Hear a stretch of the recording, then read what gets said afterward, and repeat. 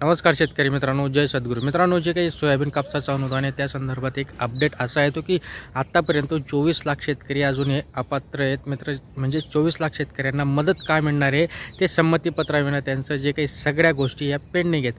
तर याच्यामध्ये जे काही 96 लाख शेतकरी पात्र झाले होते, या 96 लाख शेतकऱ्यांपैकी जवळपास आता 72 लाख शेतकऱ्यांचं जे काही नोंदणी होतं हे नोंदणी कृषी मंत्रालयाकडून करण्यात आलं आहे. ओके, कृषी विभागाकडून.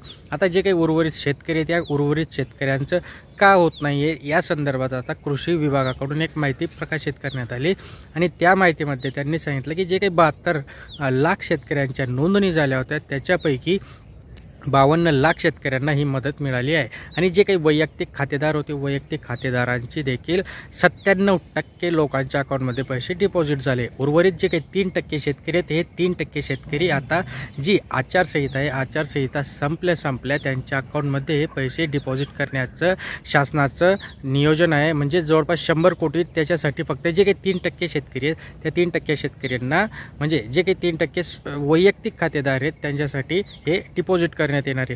राहिला विषय सामायिक खातेदार शेतकऱ्यांचा, तर त्यांचं शेतकरी आता जे काही कृषी विभाग पेचात पडलेलं आहे की शेतकऱ्यांना ही मदत आता द्यायची कशी, कारण की त्यांचं जे काही सामायिक क्षेत्रासाठी असणारं संमतीपत्र आहे, आधार लिंक त्यांचं असायला हवं आणि ते शेतकऱ्यांकडून त्यांची पूर्ण गोष्टी करण्यात येत नाही आणि म्हणून कृषी विभाग त्यांच्या अकाउंटमध्ये पैसे टाकण्यात येत नाही. आणि म्हणूनच कृषी विभागाकडून शेतकऱ्यांना एक आवाहन करण्यात आलं आहे की लवकरात लवकर तुम्ही या गोष्टी करून घ्या. आचारसंहिता संपल्या जो काही निधी शासनाकडून मंजूर झाला आहे शेतकऱ्यांसाठी आणि त्याच्यासाठी एक स्पेशल अकाउंट देखील शासनाकडून तयार करण्यात आलं आहे. सगळ्यात मोठा पेच आज सामायिक क्षेत्रवाल्यांचाच पेंडिंग आहे मित्रांनो. त्यांचा जो काही पेच आहे तो पेच सुटत नाही आहे. शेतकऱ्यांकडून आता जे काही संमतीपत्र द्यायला पाहिजे आणि त्याच्यामध्ये देखील ज्याचं तुम्ही संमतीपत्र देत आहे त्याचा आधार लिंक असणं, या सगळ्या गोष्टी महत्त्वाच्या आहे. शासनाच्या ज्या काही अटी आहेत त्या खूप क्रिटिकल टाकून ठेवल्यात आणि म्हणूनच शेतकऱ्यांना त्याच्यामध्ये पैसे मिळण्याला तिरंगाई होते. शासनाने जर